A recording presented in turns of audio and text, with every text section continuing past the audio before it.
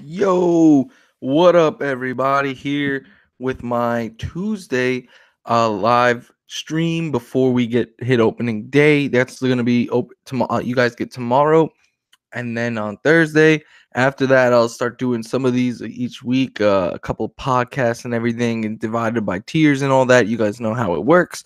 But again, if you guys are interested, I'll do watch opening day with me. It seemed like there was some interest. Just make sure you guys let me know if you are interested. Uh, the news of the day first, I think.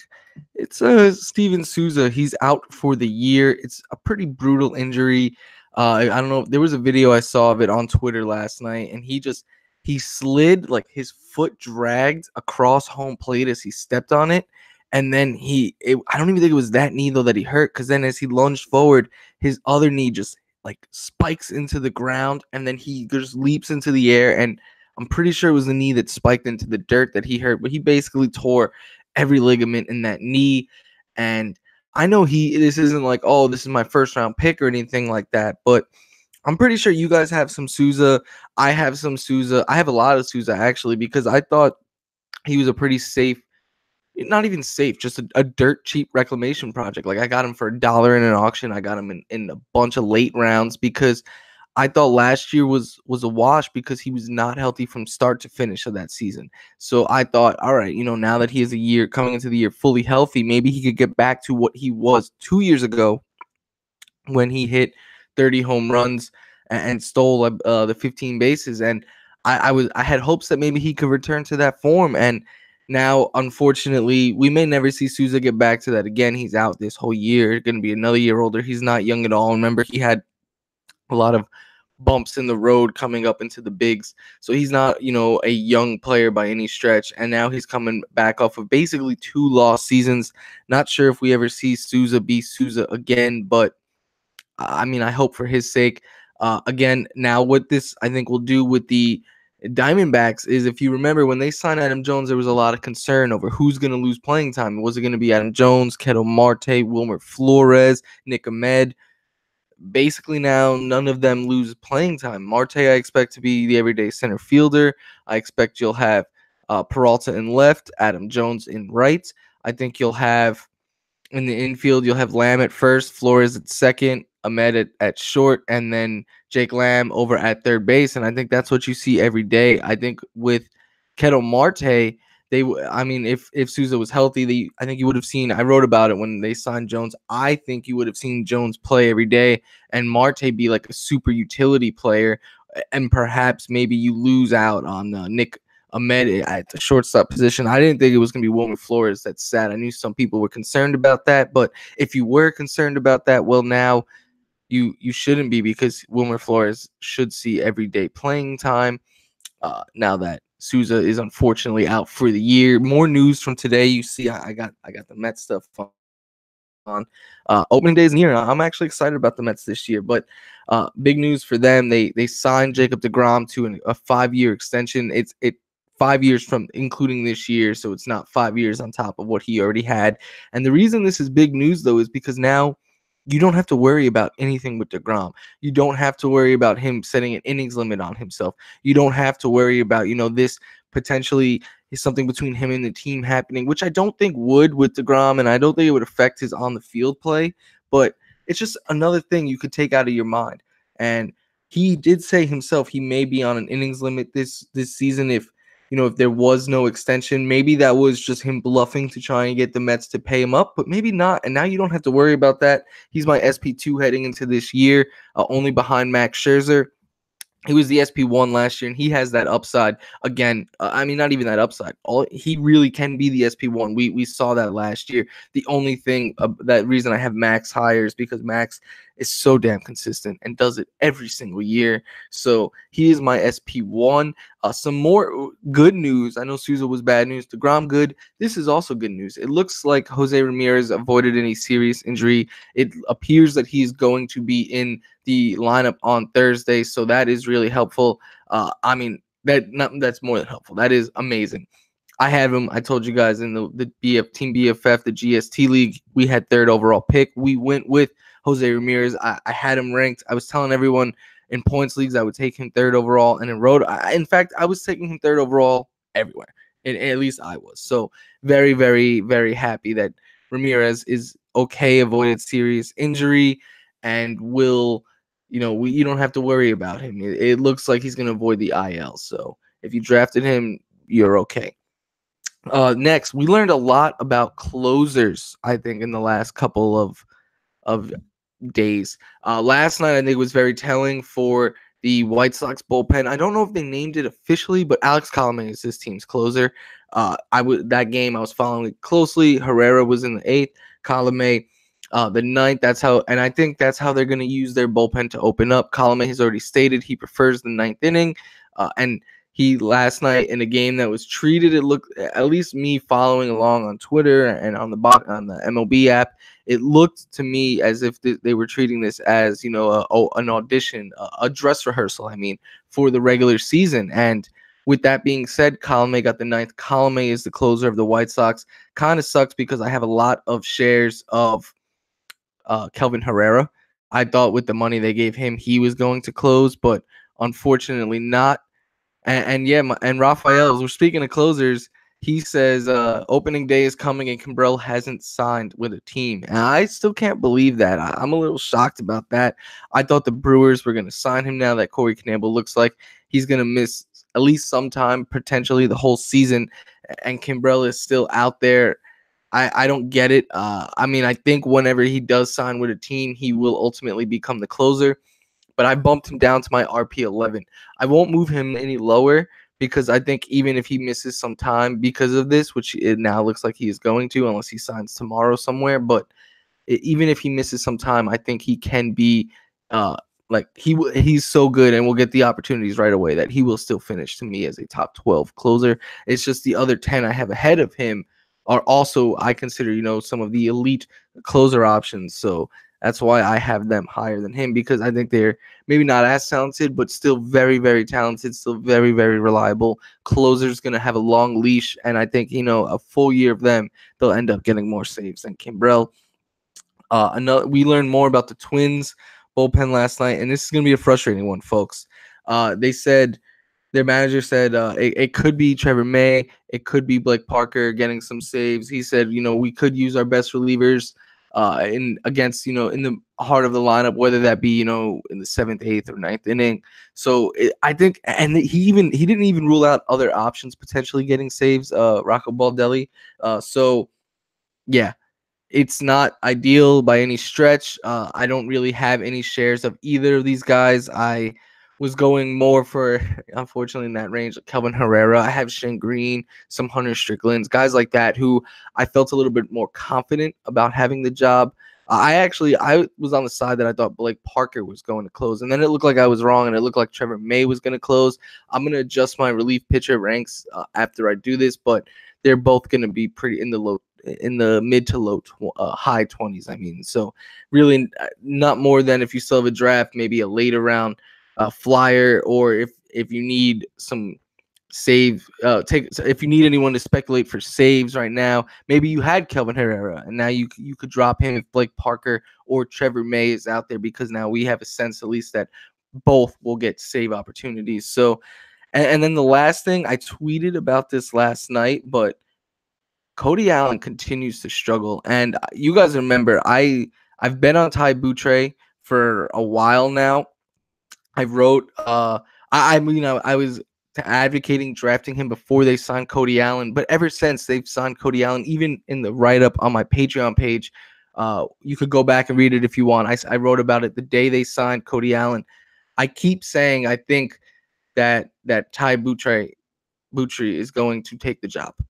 I just think he's the better pitcher. Cody Allen had a ton of red flags, and I know he could even pitch worse than he did last season, because those red flags, they're scary. It's all in the article if you want to go read it, but the FIP was up, the xFIP was up, the hard hit rate was up, the strikeouts were down, the walks were up, I believe. So it was gross across the board. I know he's the proven closer. They gave him money. He's probably going to have a decent leash, but this is a team that they're not going to be, a powerhouse by any stretch. They need every game they can get. So I think if Cody Allen struggles, I think we end up seeing them give the job over to Big Ty. And I tweeted out last night, Cody Allen gave up 2 runs brought his spring ERA to 7.20.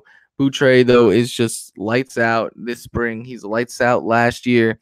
And my man Raphael says he thinks he'll be the closer before the All-Star break. And if that's the case, then this guy is going to win people some leagues, I think, because he's really is an elite relief pitcher. And now if he's getting all the save opportunities for more than half a season, I think he'll be a league winner. I think it might take a little bit longer than that, not sure, but about the halfway point, that sounds about right.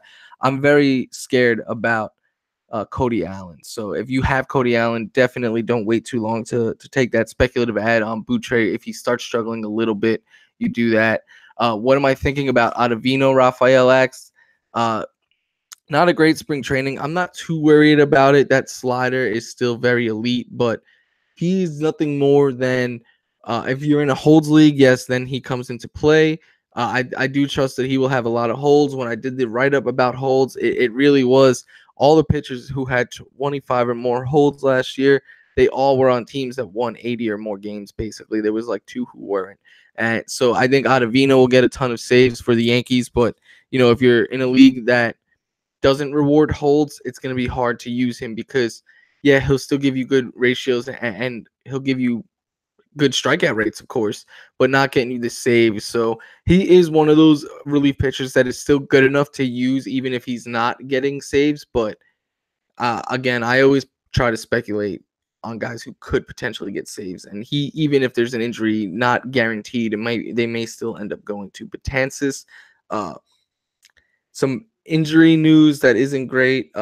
Nick Senzel, he's banged up right now. He was diagnosed with a right ankle sprain, and he's in a walking boot for 7 to 14 days. I spoke yesterday about what I think the Reds will do once they call up Senzel, but now I think even gives them the reason to, when he comes back, let him play a couple of days, basically like a rehab stint, and then just call him up. Because if he's in a walking boot, let's say for 2 weeks, we're now basically 2 weeks into the season. Then you give him a week in the minor leagues, boom, it's time to call him up. I think that's what we're going to end up seeing. I still stand by, I think, what I said yesterday, where he'll play second. You'll get Peraza going back to short, and I think potentially getting Winker in center field could be in the mix.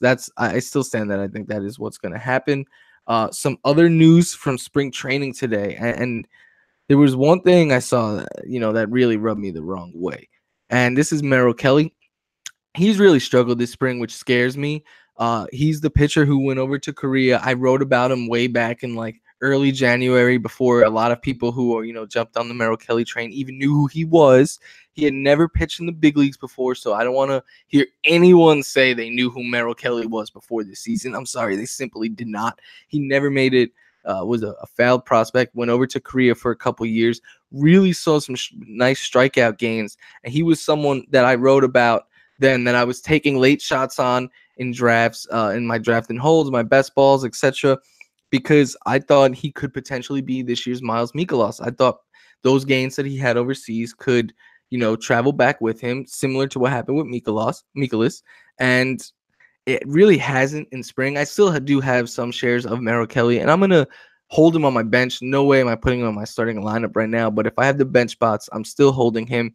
He gave up those 6 runs today in 5 2/3 innings, which brings his spring ERA to 5.91. And even worse, he had in 21 1/3 innings, he has just 11 strikeouts and 9 walks. He is going to be this team's 5th starter. They gave him enough money and this team really isn't competing this year. He's going to get that opportunity, but if he pitches like this, not only is he probably going to lose that job, he is not going to be worth owning in fantasy. So right now, if you took a chance on him, maybe in a best ball, a draft and hold, or you just look at a late round flyer on him, if you took a late round flyer and you can make a pickup, I would look at the names who are out there, because I am a little bit worried about Kelly. But if in a draft and hold in a best ball, do not think about starting him yet, but scout him, watch him closely. Let's see what he does in his first start before we start thinking about using him. And even if he pitches well in his first start, it may take more than one just to, before I even think about getting him in that lineup. And then some other news from spring training. Michael Pineda continues to have a strong spring, and he pitched today. Just pulling up his game log real quick. He He pitched 5 innings and allowed 2 runs against the Rockies, and that brings his spring ERA to 3.54. And I mean, I've been pretty high on Pineda. I've always been a Pineda guy. Thought he was getting overlooked in early drafts. I probably did some overlooking of him myself because I should have ended up with more shares of him than I did. But I ultimately do have a few shares of Pineda. He's just dirt cheap. Great whip guy, good strikeouts. Hopefully, in that away from Yankee Stadium, won't give up as many home runs, which will lead to a lower ERA. This was what we needed to see out of Pineda this spring, that he's, back to pre-surgery form. He's had like a year and a half to fully recover. So it's intriguing that, the velocity is still there. He's still getting the strikeouts, and he's still pitching pretty well. So I think that is very intriguing. Check your waiver wire to see if he's still out there. Check your waiver wire for the, maybe Colome, because I know Colome everyone thought Herrera was going to be the closer. So Colome for a few months was getting pushed down draft boards. So there is a chance that he went undrafted if you did a draft in the last maybe like 2 weeks or longer ago. So check on him. Check on those Twins closers, May and Parker. Saves are always at a premium. And even if you could slip one by the goal here right now, maybe, no one's looking for May or Parker. People, I think, in between don't like to make some moves in between their drafts and their start of the season. So maybe you could get one of these guys for cheap right now, and that's a great way to boost yourself in that saves category. So I would definitely check the waiver wire on those guys. So I'm gonna wrap this up though. Thank you guys so much for listening. I'll be back to do it tomorrow. Please, leave a comment. I'll probably send out something tomorrow, but if you guys want to do watch opening day with me, I will host it. If you don't, that's cool, man. I'll still be writing in here. You guys, and I do want to say, with the season starting now, you guys are about to start getting a lot more written content as well. With these doing these every day, and having to look up the information for these and stuff. It was taking some time away from the writing here, but you guys are gonna get more of this. You guys are going to get a lot of writing, and some of it, I'm going to be honest, will be some pretty informal. Like if I'm watching a game at night and someone comes in the inning, just so you guys know, I might honestly just write a quick blurb like, hey, this pitcher was the first one out the pen. He was used in the setup role. He was used in the 9th inning, and this is what this means. And maybe you go at him now, go put in a bid on him or something.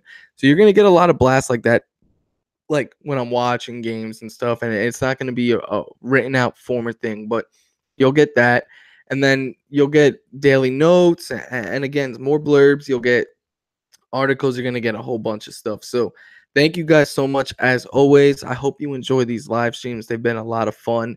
I hope you've enjoyed all the written content, and trust me, there's only more to come. We're gonna help you. At least I'm gonna try my very best to help you and me win our leagues this year. So let's do it together. Let's have a lot of fun. That's also what this is all about. Now I'm going to end this though. So see you all tomorrow, maybe Thursday. And if not, I cannot wait for Thursday. I know you guys can't wait for Thursday. It's the best day of the baseball season. I think it is opening day. And I'm being honest. I'm going to be watching baseball from 10 a.m.